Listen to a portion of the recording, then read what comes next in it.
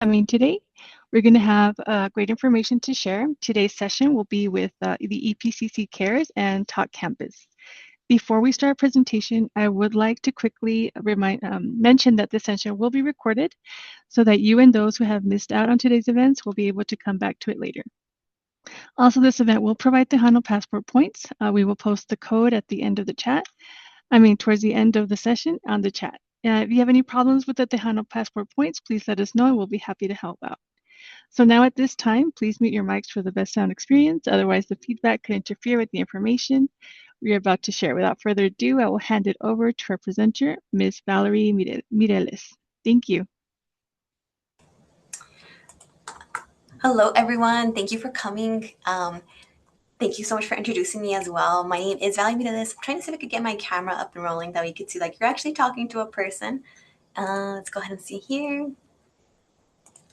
Cool. I'm just going to keep it for briefly. That way you could go ahead and see me that I am here. Hello, everyone, and happy Friday. I'll go ahead and turn it off for the presentation. I don't want to have any glitches with anybody's computer just in case. I know sometimes my computer does tend to go ahead and glitch a little bit when I have a lot of things going on at once. So just so you're aware, okay?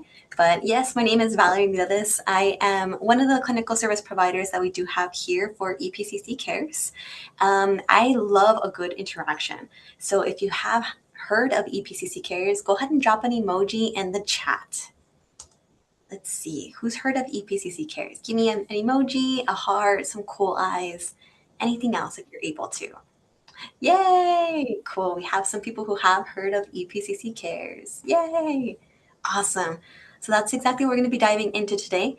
My presentation is called Because Every Mind Matters, and it's pretty much going over the mission of EPCC Cares, what we do, what we have to offer, and how we pretty much operate here as a department, and of course touching base on our new program that we do have called TalkCampus as well.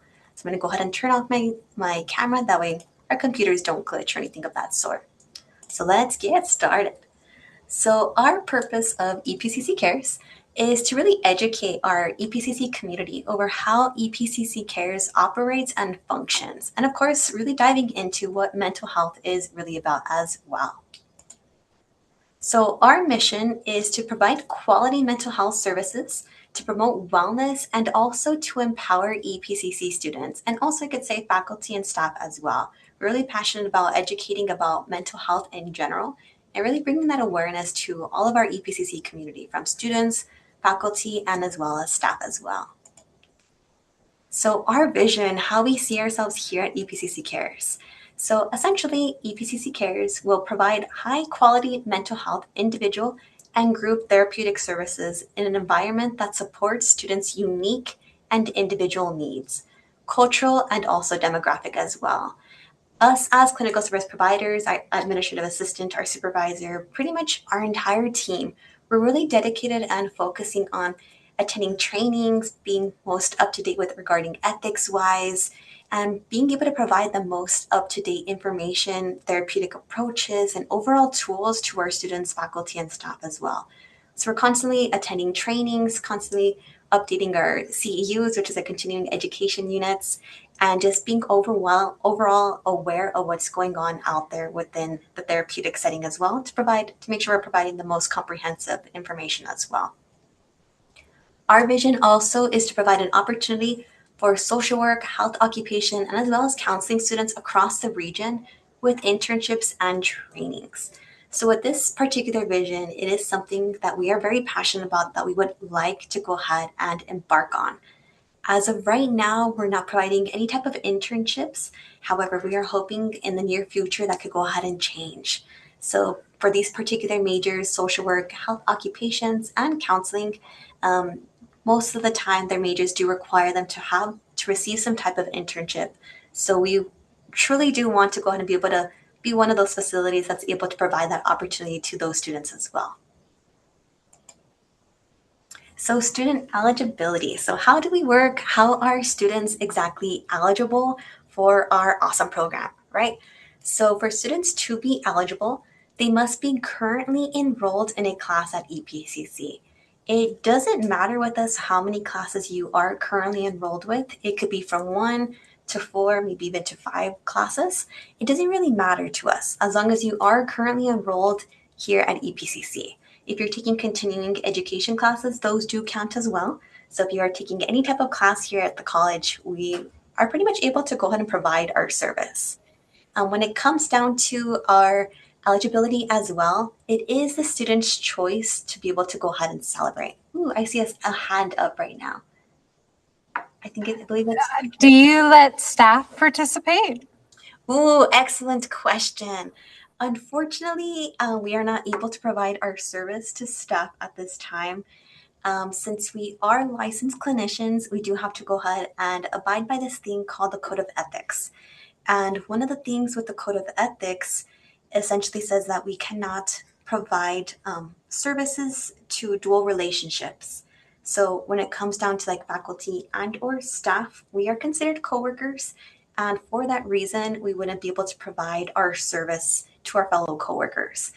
However, we do have plenty of resources we could go ahead and provide to our fellow faculty and staff.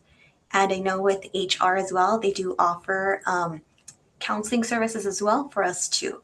So great question. We do get asked that question quite often, and we hope and we wish that we would be able to, but unfortunately, due to the Code of Ethics and the licensing board, we wouldn't be able to at this time. But awesome question. Really, really good question. I hope I answered everything unless you have another one or unless you're good to go. Cool. I'm going to take that as a yes. Awesome. Cool. So continue with eligibility. So it is students' choice to be able to go ahead and participate in our services. So students are not forced to participate. It has to be coming from them. So if their family members, their uncles, aunts, mom or dads are really forcing them to go ahead and participate in our services, we will not be providing our service because again, we do provide that student's choice, that student's individual autonomy to take part within our services. Also, a question that we do get asked quite often is, our services, are they for free? And the answer is yes. We are completely free for students to go ahead and take part in us. We don't charge anything. We don't go through insurances. We don't deal with any of that. So we are completely 100% free, which is super awesome, which we're always really, really excited about. So let's say you're a student or you know of a student that is interested in our program. So how do they get started? What does that process look like? So essentially, if a student is interested in our program, have the student go ahead and contact us. And there's different ways to go ahead and get a hold of us. So you could either send us an email to epcccares@epcc.edu. A lot of C's there, but feel free to go ahead and send us an email. Let us know what you're interested in, and we'll go ahead and get back to you. My administrative assistant, Hisela, I know she's here right now too. She is really awesome with getting back to students when they are interested in our program. So it may take a little bit, it may take like a day, maybe take a couple of hours, depending if it's the weekend. We might not get back to you till the following week, but just know that we are always do our best to go ahead and be on top of getting back to the students as soon as possible. And she does an amazing job at that too. But if you are interested, feel free to send us an email to that website. Give us a call, 915-831-3222, or you can also stop by in person here at the VB campus or pretty much at any of our office locations. You can let any of our clinical service providers know that you are interested in our service, and we'll be more than happy to go ahead and talk you through that process a little bit further as well. Once a student is interested, we do ask them to go ahead and fill out and or answer questions from our intake form. So within this intake form, it does consist of a couple of questions. We hope it's nothing too wordy or too much. It's just to get us a better idea of what's going on. So we do want to know, are you currently in a crisis? What's going on? That we could go ahead and connect you with the best appropriate resource. So do we have to go ahead and interfere? Do we have to provide that crisis intervention to really see what's going on and how can we be better assisting you? We do also ask for emergency contacts. Just in case something were to go ahead and happen, we know who to go ahead and contact. We also do go over and want to find out, which campus do you prefer? Do you want in person? Would you like virtual? What are your preferences and how can we best serve you? And also, what does your availability look like? We know every single student that comes through our doors, we know everybody's different. They have different preferences, They have different times of availability, and we try our best to really meet those preferences with what the student's asking for. We try our best. We can't always guarantee it, but I can say we definitely try our best with matching you with the best, your preferred language, in-person telehealth, by your campus and availability. We just, of course, do ask for that same flexibility right back, since we are kind of a small but mighty team, growing, it feels like, every semester, but we are still trying to be as flexible as possible. And again, we just kindly do ask for that flexibility right back as well. But once we do have that intake filled out and have a better idea of what the student is looking for, we'll definitely go ahead and contact that student again to go ahead and schedule an appointment for the initial intake assessment. So we are appointment based. We do schedule by appointments. So that is exactly how we roll around here. We don't necessarily do walk-ins, since sometimes we do have crises. We do have other students scheduled in. It is a lot more convenient for us and also the student to have that appointment be made. That way we can go ahead and make sure of the best availability for them. So the intake assessment. So you went ahead and completed your intake form. Awesome. So let's shift on over to the intake assessment of things. So within the intake form, what's going to go ahead and consist of is your clinical service provider will go over our different policies and procedures that we do have here within EPCC Cares. So for instance, I think of it as like our rules and expectations for students that go ahead and come see us. Once the student does agree, they'll go ahead and sign over our policies and procedures, saying that they understand, they agree, and we'll pretty much take it from there. During that point, we'll also go ahead and discuss confidentiality, which we'll touch base in a little bit later in the presentation. I believe it's the next slide of what confidentiality looks like to us. But once we go over that and everything's good to go on that end, we'll go ahead and shift on over to the intake assessment of things. During the intake assessment, we do ask quite a bit of questions. I'm not going to lie. We do ask quite a bit of questions just to really get to know who you are. What brings you in? What is your background? What do your family dynamics look like? What are your strengths? What does your mental health look like overall in general? Have you seen a mental health therapist before? We do conduct the suicide risk as well, because all of this is important to be able to provide the best care and the best support to our students. Would it be best for us to be able to go ahead and continue seeing the student, or would an outside referral be preferred instead? So each student that comes through our doors does have different needs and does have different goals in mind as well. So that intake assessment really gives us a better understanding of how to truly best serve our students that come through our door. And we will never leave a student just alone to kind of figure it out on their own. We will provide students with a referral to local community agencies as well. So that's pretty much how the first initial intake appointment truly does look like. So confidentiality. Has anybody ever heard of the word confidentiality before? Go ahead and drop another emoji if you have. I know it is quite a bit of a big word. Yeah, that's how we feel about confidentiality too. For sure. So confidentiality pretty much means that whatever we say within our office stays in our office. So we cannot say anything. It's a safe space to be able to, as I say it, it's a safe space to spill the tea. It's a safe space to be able to talk about what's going on. What are you talking about? If faculty and staff were to go ahead and come up to me and ask if, I'm going to think of a random name, Edward Cullen. Let's say Edward Cullen's my student, right, from Twilight. Let's say they're like, hey, is Edward Cullen currently your student? I'll respectfully say, cannot confirm, cannot deny. Us as licensed clinicians, we will not disclose what it is that you're doing here with us, because by confirming and or denying, we're pretty much saying what it is that you're doing and we're breaching your confidentiality in that sense. So when it comes down to confidentiality, everything that we say within our offices stays within our offices. However, since we are licensed clinicians, there are some limitations to confidentiality. And those limitations are, if you mention about hurting yourself, about hurting somebody else, about killing yourself, about killing somebody else, we do have to alert the proper authorities.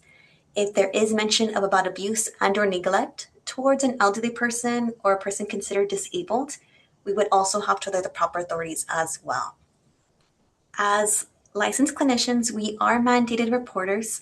So it is our duty to go ahead and warn and to go ahead and report to make sure you are safe and to make sure everybody is safe as well. However, other than those limitations to confidentiality, everything that is said within our offices stays within our offices. So it is a safe space to be and to really talk about what it is that you're feeling as well. Oh, and before I forget, I'm going to go back really quick. If for some reason, let's say we need to go ahead and talk to your professor about something, we need to go ahead and talk to somebody regarding what's going on within you. In order for us to go ahead and do so, students are required to go ahead and sign a release of information form. Once that release of information form is signed, we're able to go ahead and disclose the student's information. So if we do not have that form signed, we cannot provide your information to faculty or staff member just because they do want to know. Again, we do have to abide by confidentiality and be very mindful of protecting your confidentiality as well. Cool. So what do our sessions look like? So I wish I had a really cool couch like that picture, but I have 2 small couches. And that's completely okay. But that would be really awesome to have that cool couch. But what our sessions look like is, of course, like I mentioned earlier, is they must be scheduled by appointment. So we are appointment based in order for you to go ahead and take part in our sessions. We are able to provide up to 8 to 10 free sessions. They're about 45 to 50 minutes a session. One thing about our sessions that we're able to provide is once you do use up all 8 to 10 sessions, they do not auto-populate by semester nor school year. So once you do use up all 8 to 10 sessions, that's pretty much all we're able to go ahead and provide for you. However, at that point, we'll definitely go ahead and give you a community resource list full of different community agencies that you could go ahead and take part in for mental health therapy. When it comes down to costs within the community, none of us would be able to provide you with how much it would be. It just really depends on the agency, if you're using insurance or not, if they have a sliding scale, if they have any type of program. So when it comes down to that, cost-wise outside of EPCC, we wouldn't be able to go ahead and really provide that to you. Here at EPCC Cares also, we do provide a variety of different therapy services. So we do provide that individual, couples, and also family therapy. When it comes down to this, we do get asked quite a bit if their mom could go ahead and take part in our services as an individual, let's say. And our question will pretty much be, is your mom currently enrolled with the college? If they say no, then unfortunately we wouldn't be able to provide our service. However, if mom is currently a college student here at EPCC, then we would be able to go ahead and provide our service. So in order for students to participate in our services, they must be active. And unfortunately, their family members, if they're not enrolled at the college, they would not be able to take part in our services. When it comes down to couples and or family therapy, the student must be present for all the sessions. So if we are doing couples therapy, they are unable to send their boyfriend or girlfriend, significant other to our sessions by themselves. The student does have to go ahead and be present. Another thing as well for couples and family therapy, the student must be the one seeking out the service. So if their significant other, their plus one is, let's say, unable to go ahead and let me rephrase that a little bit different. Let's say their significant other or plus one is pushing the student to go ahead and participate in the services. They're really forcing the services onto the student. Unfortunately, we would no longer be able to provide our service because the student does have to be the one to go ahead and agree to use our services. So we do offer quite a bit of different types of therapeutic approaches that we're able to go ahead and provide to the students. So continuing on with how our sessions look like. So we are able to do 2 different types of sessions, whether it's in person or via telehealth. So in person, we're really happy to announce as of the spring semester, we do have an office located at all 5 campuses. So we are definitely growing quite a bit and we're super excited to be able to offer our service throughout the entire EPCC campuses. So we have offices here at VV, C432 and C433, at Mission, C41, C142, Northwest, M20 and M23, at the RG campus, E117, and the Trans Mountain campus at 1527. So we are a brand new program. We're about a year old as of this past February. So being able to have an office at each location is a really big milestone for us, and we're super excited to be able to continue the journey. So we do offer our services at each campus in person. We also are able to provide that telehealth service as well, which is kind of like a fancy way to go ahead and say virtual. So we do know that there are some students who don't want to go ahead and come in person, and we totally get that. We totally understand. Life is lifing. You have other responsibilities kind of going on that prevents you from really being able to take part in our services. So we do offer that telehealth option.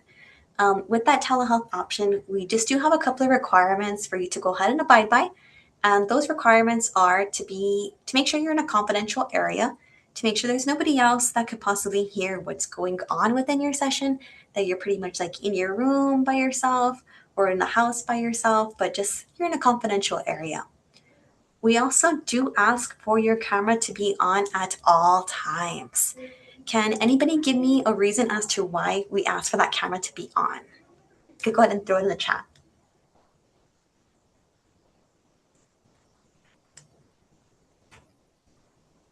Safety, yeah. Definitely safety is one of the reasons why we do ask for that camera to be on all the time. We want to be sure that you are for sure like by yourself in a confidential area. There's nobody behind you. There's nobody else like around the room, just to make sure that you are being safe. We also do ask for that camera to be on because our facial expressions give a lot away, right? What we're trying to say, how we're trying to express ourselves, our facial expressions do tend to change. They play a big influence with how it is that we're feeling. So that always helps us out within the therapeutic process to truly understand what it is that you're going through. So yeah, those are two different reasons why we ask that camera to be on. Also, if you're doing telehealth, we do ask for you to go ahead and disclose the location of where you're currently receiving therapy. Just in case something were to happen, we know where to go ahead and send help. So that is really important to us. The telehealth is done through Microsoft Teams. And we do ask if you're receiving telehealth services with us to please not be driving. We've had issues where students are driving while we're providing the telehealth service, and we're like, no, make sure you're parked, you're in a safe space. We just want to be sure that you are being safe at all times. So we do ask for you not to be driving during the telehealth services as well. Cool. So, of course, we do have our policies and procedures, and we also do have reasons for termination. And what those reasons look like, it's if the student attended all 8 to 10 sessions. If you attended all 8 to 10 sessions, we would not be able to provide you any more. So that's all we're able to go ahead and provide. So that would be pretty much terminating from our services. Other requirements are like violent behavior, threats or harassment to any college staff personnel, being at a facility under the influence of mood altering substances. If you come into our facilities under those substances and those mood altering substances, we would have to go ahead and terminate our services. Sexual acts or threats to staff and or students. 2 consecutive missed appointments. So if you're constantly missing appointments, we will have to terminate our services at that point. If the student has missed more sessions than those attended, if the student has not rescheduled an appointment after more than 2 weeks, if we're not hearing from you and we're here like, hey, like, how's everything going? Edward Cullen, are you all right? And he doesn't respond back to me, we'll go ahead and terminate our services at that point because we'll take it as you no longer being interested. That way we can always make space for another student who wants to go to take part in the services as well. And if whenever we do provide that termination letter, we always do also provide a referral as well to local community agencies too. So we'll never leave you just without anything. We'll always try to connect you with other agencies as well.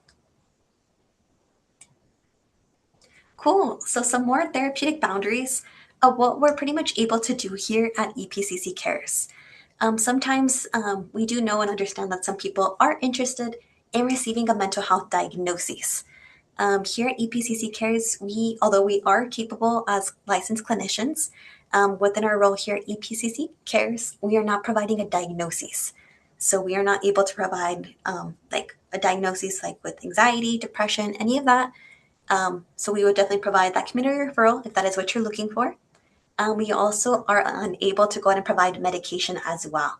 So if those are the things that you are looking for, we totally get it and we understand. Again, we won't be able to provide it here, but we could definitely connect you with a resource that would be able to go and provide what you're looking for. If the student has utilized all provided sessions, again, a referral will be provided.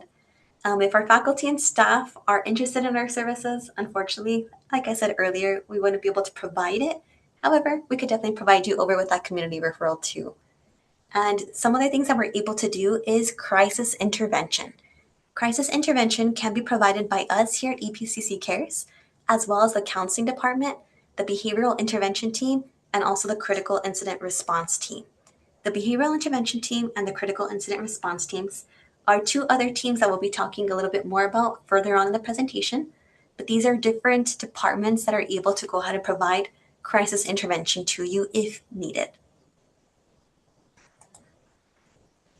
So let's talk about mental health crisis. I know this is a hot topic, and sometimes it does feel like it is a lot, and that is completely okay. Okay, it's completely okay to not be okay, but let's always seek out that help to make sure that we are safe and we're going to be okay. All right. So, what is a mental health crisis? So, a crisis is a situation where a person believes he or she prevents an immediate danger to self or others, or his or her mental or physical health is at risk of serious deterioration. It's a period of time of really intense emotional, psychological, or behavioral distress where normal coping skills fail. So, mental health crisis is where you get to a point where you want to go ahead and hurt yourself and you're at immediate risk to yourself or somebody else. It's where maybe you're crying a lot, and no matter how much breathing exercises, your normal coping skills that you normally use don't really help you to kind of level out a little bit, to help really relax and really decrease that intensity of the emotion. If that is occurring, definitely seek out that help. Seek out that extra help to be able to help assist during that mental health crisis.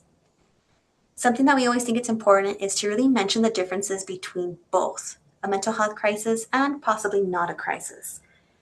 If a student is experiencing some high emotions, but not to the point of being uncontrollable.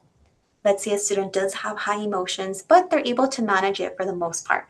They have people they could go ahead and rely on. They know how to go ahead and use their coping skills. They kind of have it under control. Definitely provide them with a referral to us so we could go ahead and further assist them too in any way that we could go ahead and help them. However, if the individual has thoughts of actively wanting to go ahead and hurt themselves, wanting to go ahead and harm somebody else, and it's currently active and it's getting really distressing, I would consider that like a mental health crisis, most definitely. Definitely get the help that you are in need of. And something that I always want to mention is that you are not alone. Nobody here in this world is alone. There's somebody out there who cares about you, that wants you here on this earth. And it is important, if you ever feel like you want to go ahead and kill yourself, or you know of somebody who does, to seek out that extra help and to go out and go get it. There is a line that's called 988. I'm sure some of you all have heard of it.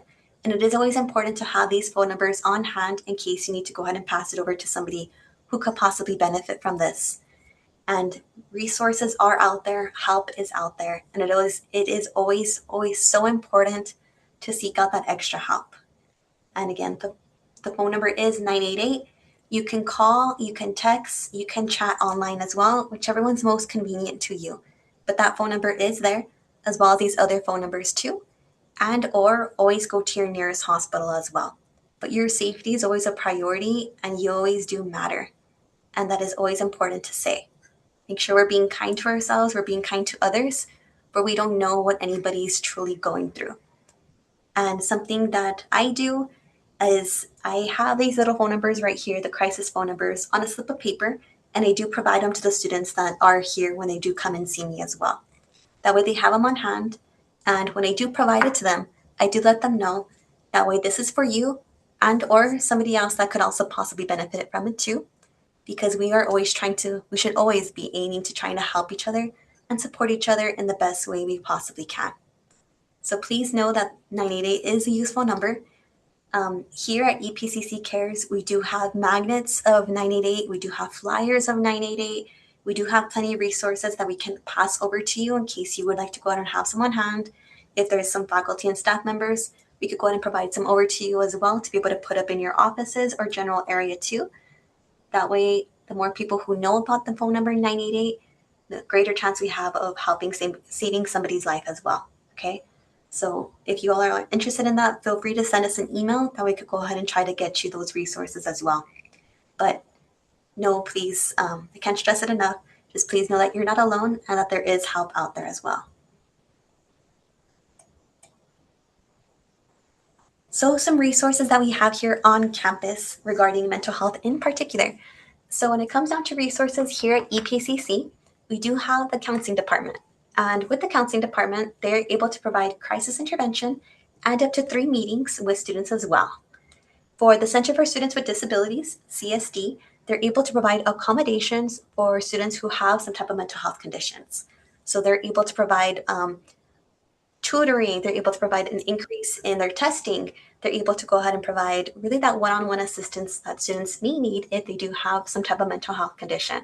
But providing those accommodations is a huge benefit and a huge resource to students. So I highly always encourage students who have that mental health conditions, who have those diagnoses and seeking out assistance to definitely take part in CSD. For the critical incident response team, we call it CIRT, and like the behavioral intervention team, we call BIT. So here at EPCC, I know we really do love our acronyms, but for the CIRT team, the critical incident response team, what this team particularly does is providing diffusing and also debriefing after a situation has go ahead and occurred. So a situation that happens on campus, the critical incident response team does respond to it to make sure everybody is okay or if they need any further assistance. So when the pandemic happened, when campus disturbances, natural disasters, if a classmate or a professor were to go ahead and pass away, the CERT team does get involved to go ahead and make sure those who are affected by the situation is in fact okay. For the behavioral intervention team, it pretty much encourages reporting of behaviors of concern and assisting during a potential threat as well. So if you see somebody who has some type of concerning behavior that's rather alarming to you, definitely send a report to the behavior intervention team. And to go ahead and contact the behavior intervention team, you could go ahead and contact Dr. Mitchell or Dr. Rebecca Escamilla as well. You could send them an email or by phone as well to go ahead and let them know of some concerning behavior that you want somebody to go and look further into it. And to contact the critical incident response team, you can also contact Dr. Mitchell as well. And she'll go ahead and contact the individuals in charge of both of those two teams to go ahead and further intervene as well. So those two teams are here on campus to be able to help and support in anything that may be occurring here on campus as well. And of course, we have us here at EPCC Cares to provide students with mental health therapy and connect them with any type of community agencies as well.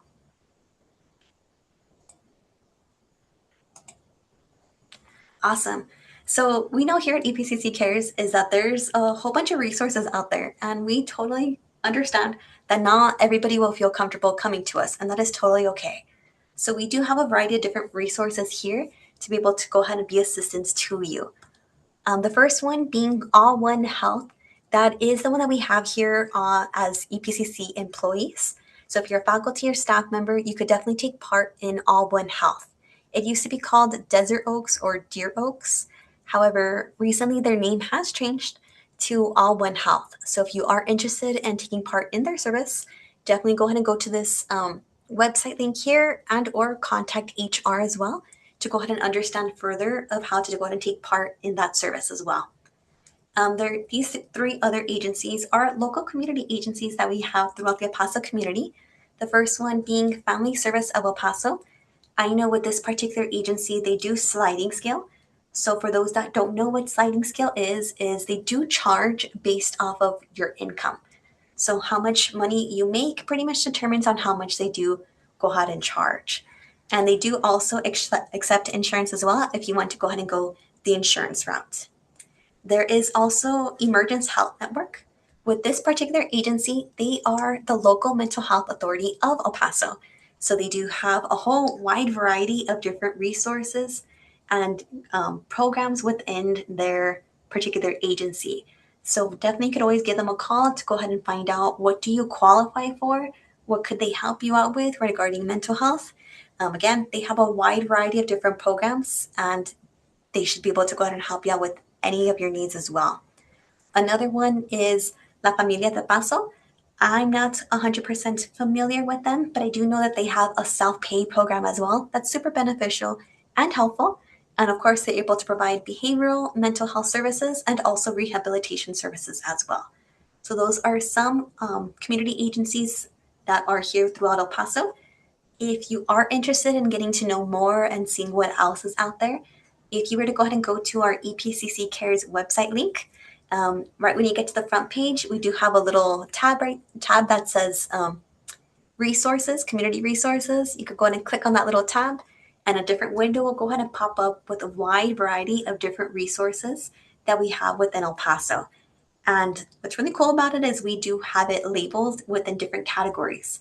So, for instance, if you're looking financial assistance, if you're looking for other food pantries, if you're looking for mental health resources, medical resources, there are a wide variety of different resources on that booklet to be able to go ahead and assist you as well. Just in case these aren't, you don't want to go ahead and take advantage of these, that is perfectly okay.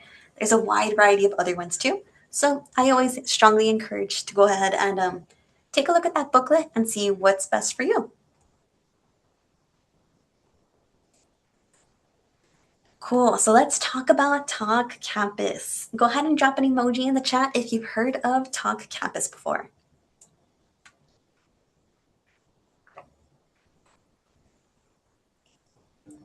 Yay, cool. So we have some people here who have heard of Talk Campus. Yay! So Talk Campus just got launched this past March, February, around there, February, March area. So what Talk Campus is, it is a free and anonymous resource for students. And it is available for students 24/7. And the coolest part is that it is anonymous. So what students are able to do with Talk Campus is kind of like a social media site, right? You're able to go ahead and post what Talk Campus is. Post what Talk Campus is. You're able to post what it is that you're feeling, what it is that you're going through. And real students from around the world will actually go ahead and respond to it. They'll go ahead and comment real time. They'll go ahead and be there and talking to you about whatever it is that you're posting about, whatever it is that you're going through. So, for instance, some examples that we have here is this anonymous user went ahead and put, classes have just started and I'm already lost. I don't want to drop out, but I'm scared I'm going to fail. Studying after a long shift at work is brutal. I remember going through college and kind of feeling the same way. Like, I feel really lost. There's a lot going on. What do I do? Who can I talk to? So, Tau Campus is a place for students to go ahead and receive that extra social support from their fellow peers. And there's a wide variety of different languages that students could go ahead and speak in. And a really cool thing about Talk Campus that we really like about it is that there's clinicians that are online supporting students as well. So if somebody posts something that's considered like a red flag, kind of alarming, they'll go ahead and pull that student out into a separate chat and try to assist them and understand what exactly is going on and give them the help that they could go ahead and receive as well. So this is not just students running students. No, this is actual clinicians as well, monitoring the chat, making sure everything is okay and that students are being safe, but students are also connecting within each other, which connection is so important. We can never stress the importance of connection. Human connection is always really important. So another thing about Talk Campus that we thought was really cool is you can actually filter the post. Like, we understand there's a wide age range when it comes down to college students.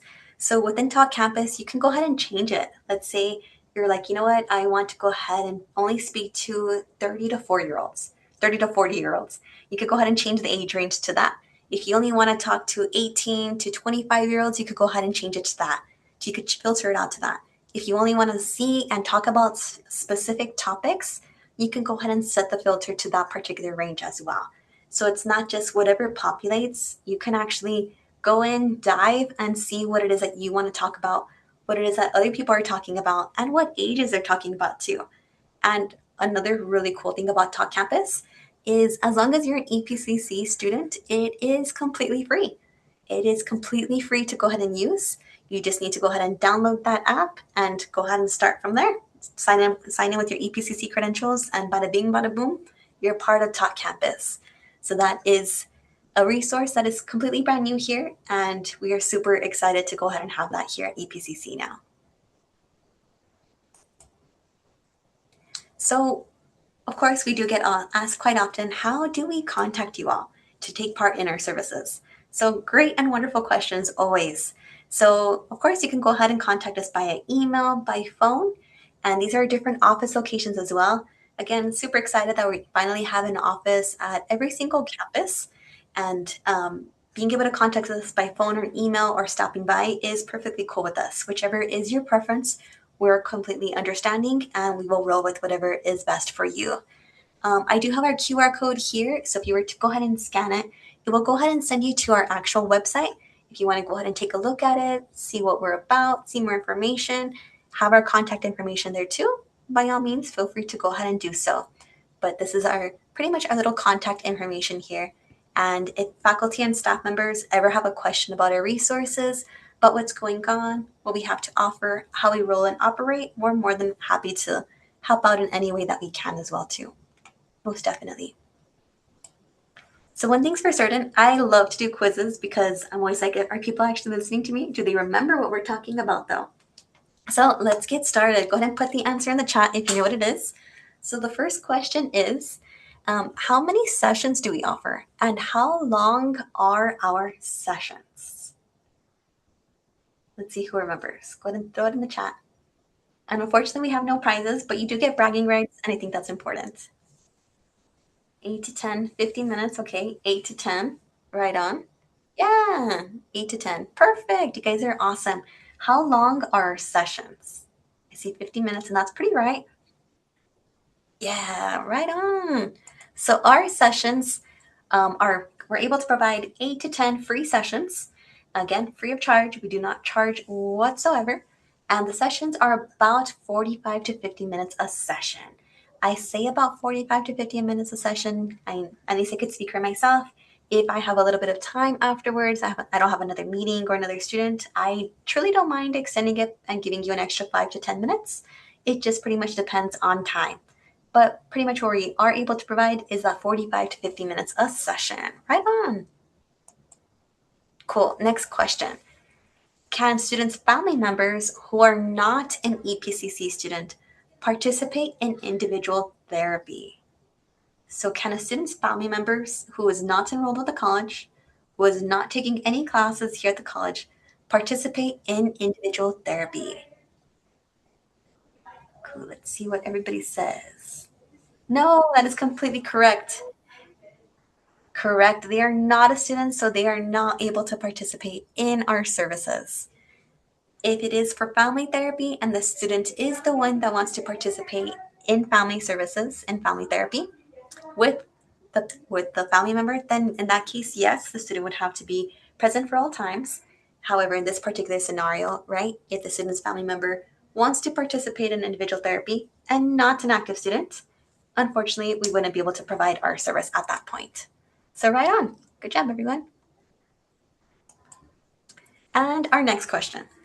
What does confidentiality mean?